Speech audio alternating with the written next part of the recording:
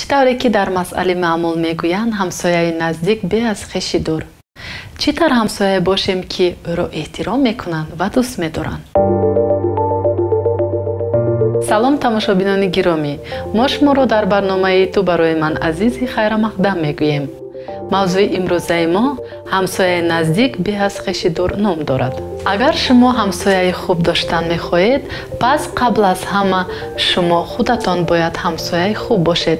ба канали мо бипайвандед ва шавру эъзои худро доир ба ин мавзӯъ ба мо нависед. мо ба шумо якчанд қоидаи ҳамсоягии хубро пешниҳод мекунем ки бо ба ҷо овардани онҳо шумо метавонед муносибатҳои худро бо атрофиёнатон беҳтар созед. якум, ҳамсояҳои хуб якдигарро зиёфат мекунанд. агар шумо навака кӯчида омода бошед ё баръакс, ҳамсояи шумо нав кӯчида омода бошаду шумо ҳанӯз бо вай шинос нашудаед, лаълии шириниҳои хонагӣ метавонад девори бегонагии миёни шуморо бардорад ва аз меҳрубонии шумо гувоҳӣ диҳад. ё ба ҳамсояҳои деринаи худ ҳам ту бе ягон баҳона ё сабаби ҷиддия як табақ ош диҳед. дуюм, ҳамсояҳои хуб ғайбат намекунанд.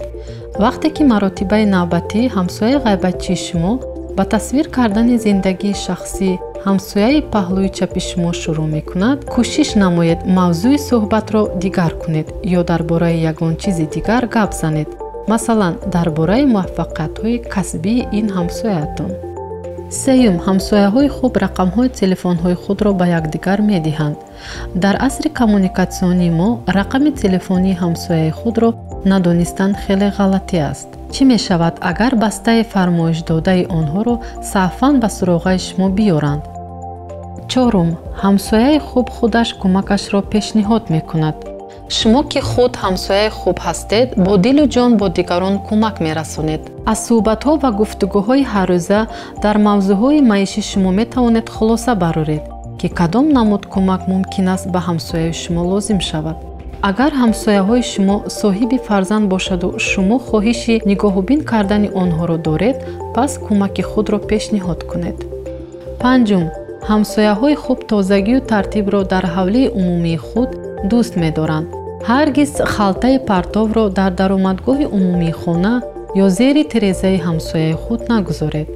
ба худ раво набинед ки ҳангоми берун баровардани партов аз халтаи шумо об бирезаду дар даромадгоҳ бӯи бад пайдо шавад.